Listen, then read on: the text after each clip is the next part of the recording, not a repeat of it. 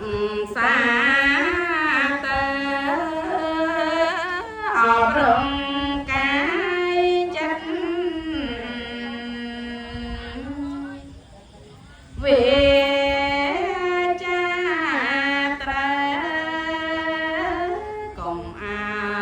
យมองសើក្នុងជីវិតសូមអនុមោទនាខ្ញុំកណាតាមមានមុខម្ចាស់តាមជាសភាតាមបុណ្យគំរូសូមវណ្ណាជោគជ័យ